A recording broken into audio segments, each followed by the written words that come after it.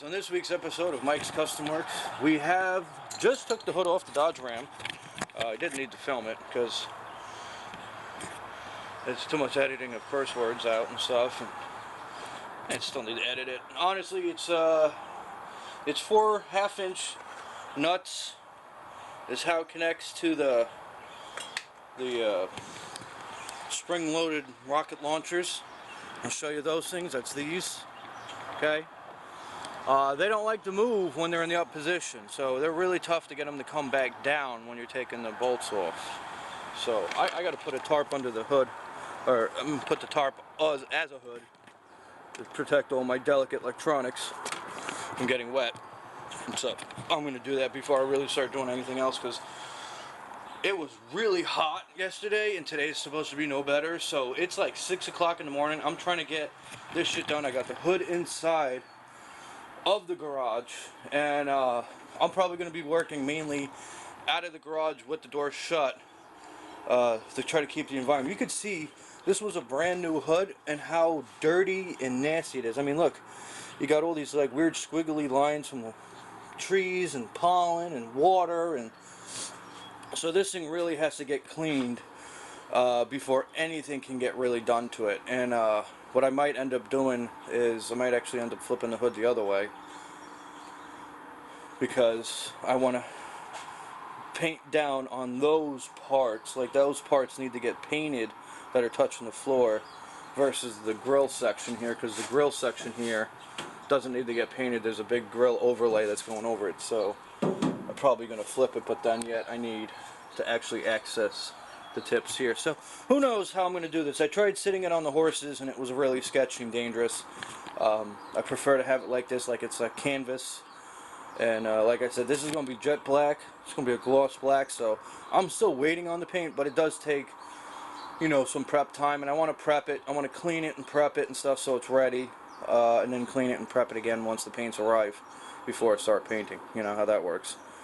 So I'm trying to like get this inside my house before it turns into like an 80 degree day, because yesterday I was filming the last episode of the tailgate and I had finished, so I put the tailgate on, I hooked it back up, I got back in the house and I said, okay, let me have some lunch. Had lunch. It's 2 o'clock in the afternoon. You know, I took like a 2-hour break. So I'm like, alright, let me go outside. I step outside my house and it was like walking into a 500 degree oven. It was insanely hot. I said, fuck this shit. I'm going back in the house, sit in front of the AC, relax. Tomorrow's another day. Today is now Sunday. It's cool at 6 o'clock in the morning, so I'm going to finish off tarping off the front of the truck. I got some rope that's over there, so I'm going to tie down the tarp in different spots and then run it around and stuff on here, because like I expect that this is going to have a tarp on it for, you know, let's say about a week or two before the hood's done. Now everybody's going to be asking me, what are you going to do first? Because you got those nice fenders. Well, the first thing I'm going to do once the hood is painted, it's going back on the truck first. I'm going to tell you that right now. When the hood's finally finished and painted, the hood goes back on first, because that's the more pain in the ass thing to get on there. And then after the hood's on there, then I can put the fenders on there, because I am not going to scratch these fucking fenders up juggling that thing, because that thing is heavy for 2 people, and one person who has knee and hip problems. It's hard for her to hold on to it. So it's easier if we just take this, throw it on the truck, and then put the fenders on. That's it. Alright guys, I'm going to do that, then we'll start going down the list of how to clean this thing properly. We're going to do this the right way versus rushing like the tailgate.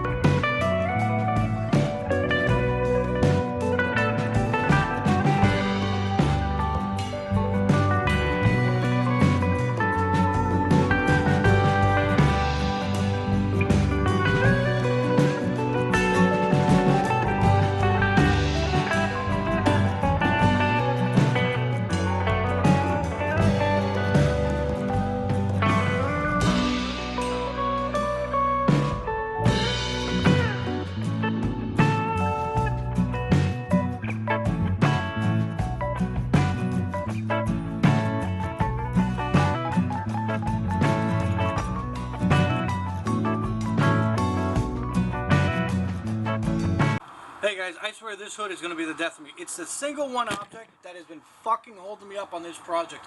And now, after we had a whole bunch of other issues with the tailgate having the acne on it, now we have that. So what happened was the other day, off camera, I was doing some clear coat because I said fuck you to the battery because it died on me.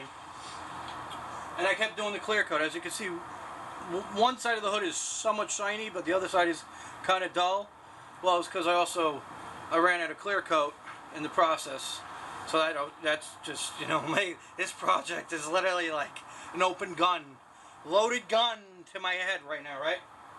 So, in the process of running the clear coat on my last can, I had a couple droplets of clear coat to hit the finish. And my stupid ass, without a beer in my hand and alcohol running through my blood, I grabbed the closest thing to me to wipe the droplets away. What a dumb idea. You know why? Because what I should have done was let the droplets dry and then sand them, smooth it, and continue with the clear coat later on. Nevertheless. So, I jerked around with that, I got it smooth, I got it fixed, I laid some black down today. Literally about like an hour ago, or half an hour ago, I laid some black paint down. Laid the black paint down, sitting inside the house, I come outside to see it, see if it's dry enough to start clear coat, or give it a couple more minutes, maybe do another coat of black, and I come out to this whiteness. Well, it's not just with black paint. I thought it was with black paint, but apparently it's not. In a mixture, it's humidity and stupidity. Right? They run hand in hand. Humidity and stupidity. I swear to God. What this is called is clouding. I swear to God, since I started this project, I've dealt with almost every fucking stupid paint situation you can. That's how annoyed I am. I'm actually finally cursing for once, right? Instead of sugarcoating it. It's aggravating. It's annoying. It's holding me up from finishing the rest of this build on this truck that I want to get it done before it snows, because between the Dodge Ram is fucking in pieces, which is my snow truck, and then the military truck that can drive in the snow has no working brake lights or turn signals. I don't want to drive that around town because nobody knows how to fucking drive. My battery's about to die on the camera. Oh, schmesticles. Where the fuck's the batteries? I gotta go grab a battery so I can continue bitching about this shit. And I'm going to show you guys with one guy that I just saw online on how to fix that. So let me do a battery change. I'm going to see how we can fix this. And hopefully we can actually start getting in the right direction again. Getting this truck put back together. Because otherwise, there's not enough alcohol, beer, or guns in the world to deal with my situation. It's really getting fucking aggravating. Alright, now that we got a new frickin' battery in this fucking camera, how are we going to deal with this shit? Now there's a guy on YouTube who does dipyourcar.com. He was using like a naphtha paint thinner, naphtha thinner. Put that in your tooth and suck on it. Then I saw this other guy on YouTube who has this classic car that's using a heat gun, and he says what it is. It's a mixture like with the humidity and the paint is drying, and it gets this cloudy aggravation level that you have.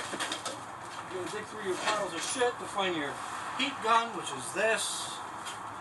My heat gun. And I forgot to do at the other end of the cord, which is over here. You can tell I use a lot of things over and over again that stays in the same spot. The big pile. So now with some heat, we're going to circular it over where our paint situation is.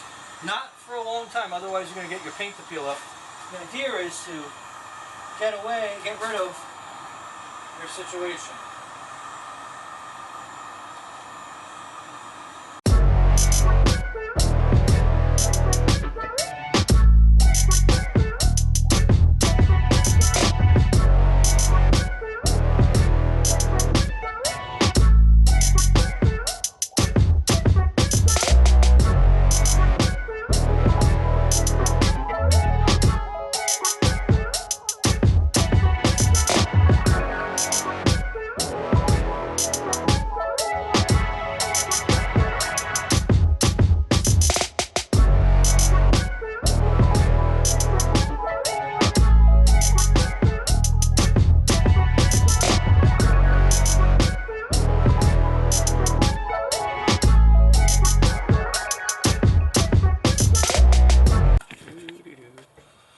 Alright guys, so we are almost on the home stretch for this hood.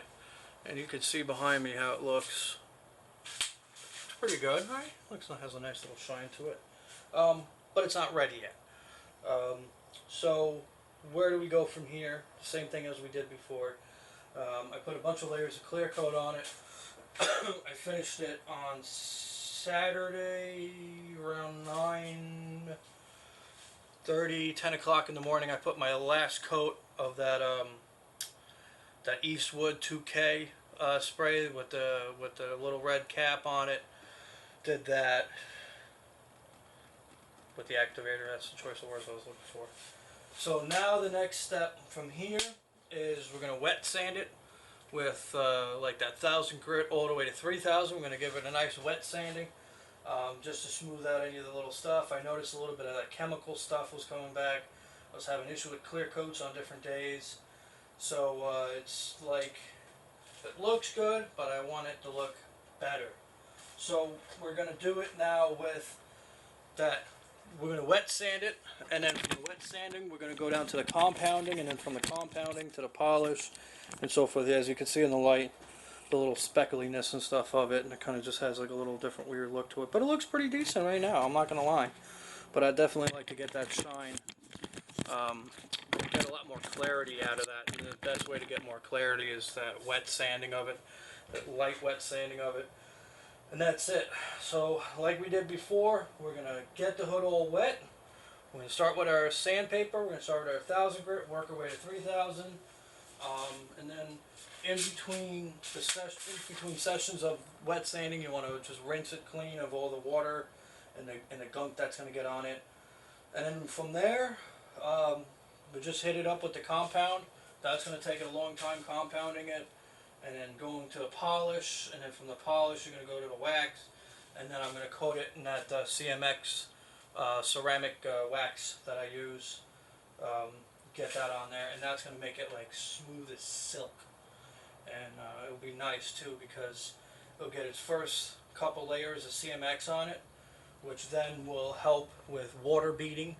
And being it's a major big surface, to try to wax by hand when it's on the vehicle, it's really tough. When it's waist level right now, it's going to go smooth as silk. So let's start waxing, and let's stop talking and let's start getting this shit going.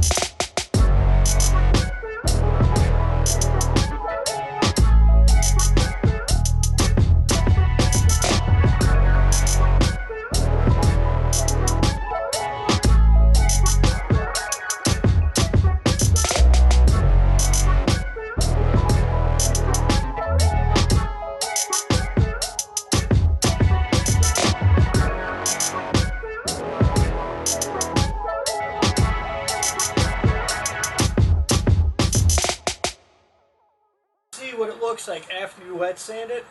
And then if you look over here, it looks a little shinier. While I was waiting for files to come off the camera and for it to charge, I started putting compound on the other side so you guys can see like a little bit of a difference in it.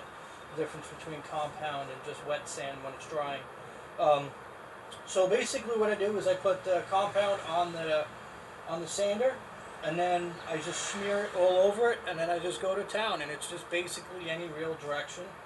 And then after I'm done, I give it a nice little wipe down, and then I'm going to go over to polish, and then I'm going to go over to the wax that they have, and then from the wax I'm going to go to the ceramic, and that'll be it. And hopefully she'll be shining really, really good.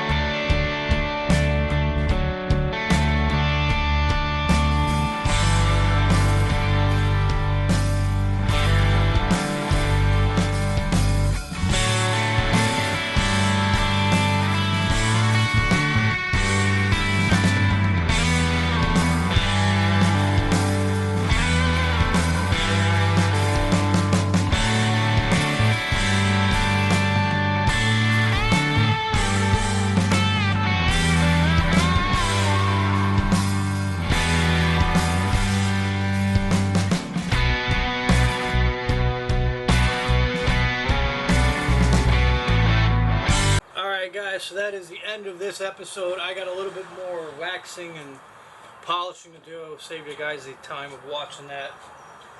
And then next episode we'll be putting the hood back on the truck, which that'll be fun now that it's painted and everything, so that's a really great experience. Hopefully it's not raining, because then I can't do it. So we'll get the hood back on the truck, and then once the hood is back on, I'll be putting the fenders back on, and putting all the stuff back together in the fenders, hooking up the new lights, and so on and so forth, putting the engine bay back together. Finally, right? Finally! We'll do that, get all the engine bay put back together so that it's actually drivable now, and I can actually drive it and move it somewhere if I needed to move it, which I don't. And then, yeah, so it's the hood. We'll start trying to put the fenders on and stuff, you know, that same episode, putting all that stuff back together. It's going to take a while, you know, putting all the stuff back to the fenders take a long time, and sometimes I got to go back to my old videos and figure out what the fuck went where, bolts and screws and shit like that, so that's going to take a little bit of time with me watching my own shit, trying to figure out how I put the shit back in it. I got the raw footage from that, so I'll be doing that.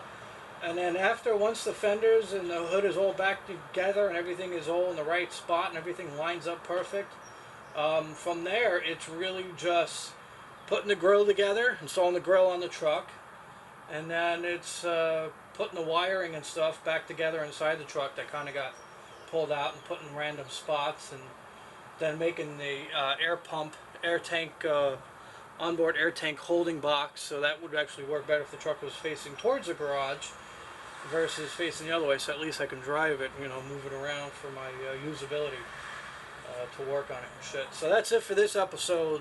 Like, subscribe, share it with your friends.